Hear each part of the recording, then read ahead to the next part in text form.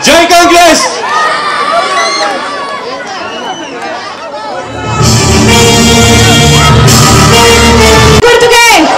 हस्तं गुर्तुके अन्ना गुर्तु मुख्यम हस्तं गुर्तन्ना हस्तं गुर्तु अभय हस्तं అవుతుంది हस्तं गुर्तु రాజశేఖర రెడ్డి గారి గుర్తు అన్నా ఆశీర్వదించండి అన్నా మంచి రోజులు వస్తాయి ఆశీర్వదించండి అన్నా ఆశీర్వదించండి అమ్మ ఆశీర్వదించండి అమ్మ ఆశీర్వదించండి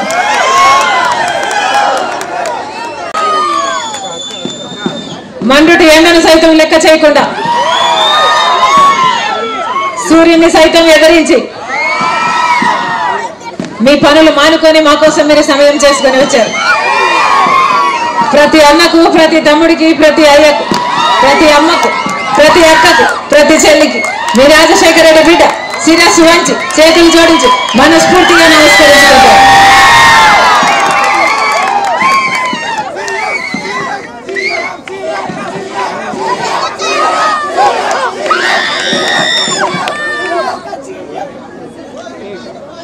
అన్నా మళ్ళీ ఎన్నికలు వచ్చాయి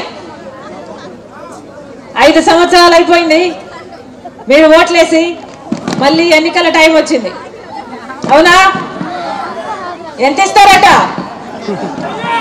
ఓటుకి ఎంత 5 2000 5000 అంటే ఒకరు 5000 ఒకరు 2000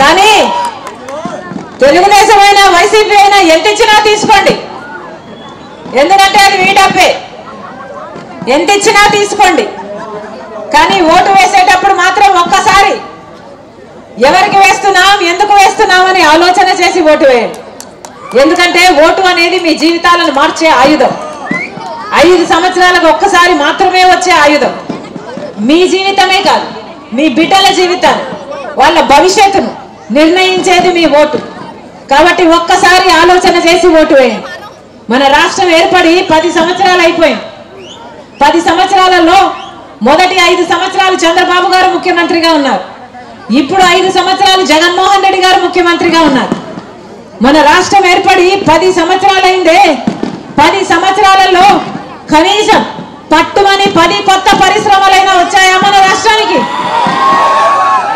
అభివృద్ధి జరిగిందా బిడ్డలకు ఉద్యోగాలు వచ్చాయా 10 సంవత్సరాలలో కనీసం పట్టుమని 10 పరిశ్రమలు కూడా రాకపోతే మనం అభివృద్ధి చెందుతున్నట్ట పక్క రాష్ట్రాలను చూడండి అన్న అన్ని వేగంగా దూసుకుపోతున్నాయి మరి మనం ఏం చేస్తున్నాం ఎక్కడ వేసిన బొంగలు అక్కడే ఉంది 10 సంవత్సరాల క్రితం ఎక్కడుందో మన జీవితాలలో ఏ మార్పు లేదు ఏ అభివృద్ధి లేదు మరి టీడీపీకైనా వైసీపీకైనా ఎందుకు ఓట్లు వేయాలో కొత్త పరిశ్రమలు వస్తాయి అంటే ఎంత అభివృద్ధి జరుగుతుంది ఎన్ని ఉద్యోగాలు వస్తాయి 10 సంవత్సరాలు అయింది మనకు ప్రత్యేక హోదా రాక బీజేపీ పార్టీ 10 సంవత్సరాల క్రితం మనకు ప్రత్యేక హోదా ఇస్తామని చెప్తే అందరము నమ్మాం 10 సంవత్సరాల నుంచి బీజేపీ పార్టీ మనల్ని మోసం చేస్తూనే ఉంది ఒక ప్రత్యేక హోదాయే కాదు పోలవరం ప్రాజెక్ట్ అయినా రాజధాని అయినా కడప స్టీల్ ఫ్యాక్టరీ అయినా దుగ్గరాజపట్నం పోర్ట్ అయినా స్పెషల్ ఎకనామిక్ ప్యాకేజీలు అయినా ఏ ఒక్క విషయంలో 10 సంవత్సరాలుగా బీజేపీ పార్టీ మనకు అన్యాయం చేస్తూనే ఉంటే 10 సంవత్సరాలుగా చంద్రబాబు గారైనా జగన్మోహన్ రెడ్డి గారైనా ఏం చేశారు అని అడుగుతున్నాం ముఖ్యమంత్రిగా చంద్రబాబు గారు ఉన్నప్పుడు బీజేపీ పార్టీతో పొత్తులు పెట్టుకున్నాడు మంత్రి పదవులు కూడా తీసుకున్నాడు తీరా చూస్తే ఆయన స్వప్రయోజనాల కోసం ప్రజల ప్రయోజనాలను తాకట్టు పెట్టారు ఏ రోజు ఒక్క రోజు కూడా ముఖ్యమంత్రిగా చంద్రబాబు గారు ప్రత్యేక హోదా కోసమైనా మన హక్కుల కోసమైనా కొట్టండి బీజేపీ మెడలు వచ్చి ప్రత్యేక హోదా తీసుకొస్తానన్నాడు జగన్మోహన్ రెడ్డి గారు. పులిలాగా గర్జించాడు జగన్మోహన్ రెడ్డి గారు. ఏమైంది? ముఖ్యమంత్రి అయ్యాక అదే బీజేపీ కాళ్ళ ముందు పిల్లిలాగా తయారయ్యాడు జగన్మోహన్ రెడ్డి గారు. ప్రత్యేక హోదా చంద్రబాబు ముక్కుమ్మడి రాజీనామాలు చేద్దామని ఆ రోజు సవాలు చేశాడు జగన్మోహన్ రెడ్డి గారు. జగన్మోహన్ రెడ్డి గారు ముఖ్యమంత్రి అయితే తప్పకుండా ప్రత్యేక హోదా వస్తుంది అని నాతో పాటు కోట్ల మంది తెలుగు ప్రజలు నమ్మారు. తీరా చూస్తే జగన్మోహన్ రెడ్డి గారి ముఖ్యమంత్రి అయ్యాక 5 సంవత్సరాలు అయింది. 5 సంవత్సరాలలో ఒక్కటంటే ఒక్క నిజమైన ఉద్యమం కూడా చేయలేదు జగన్మోహన్ రెడ్డి గారు ప్రత్యేక హోదా కోసం. ఒక ప్రత్యేక హోదాయే కాదు, పోలవరమైనా రాజధాని అయినా ఒక్కటంటే ఒక్కటి కూడా సాధించుకోలేకపోయాం. మరి 10 సంవత్సరాలు 5 సంవత్సరాలు చంద్రబాబు గారిని నమ్మాం, 5 సంవత్సరాలు జగన్మోహన్ రెడ్డి గారిని నమ్మాం. మరి ఏమొచ్చింది? మనకేం మిగిలింది?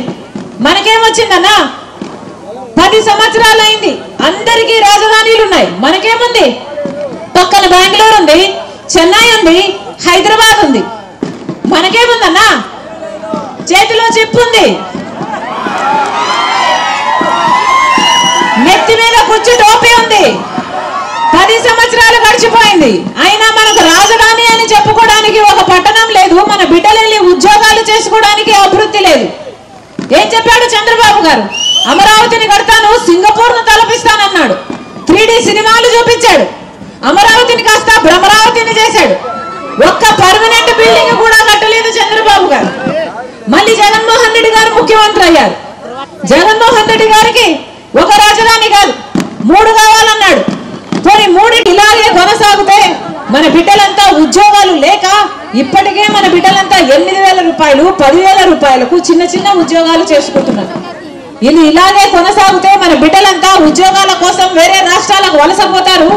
మన రాష్ట్రం, ఆంధ్ర రాష్ట్రం అసలు యువతే లేని రాష్ట్రంగా తయారవుతుంది. ఇదేనా మనకు కావాల్సింది? ఎవరు బాగుపడుతున్నారు వీళ్ళ పాలనలో? రాజశేఖర రెడ్డి గారు రైతుల్ని ఎలా చూసుకున్నాడనా? రైతుల్ని నెత్తిన పెట్టుకుని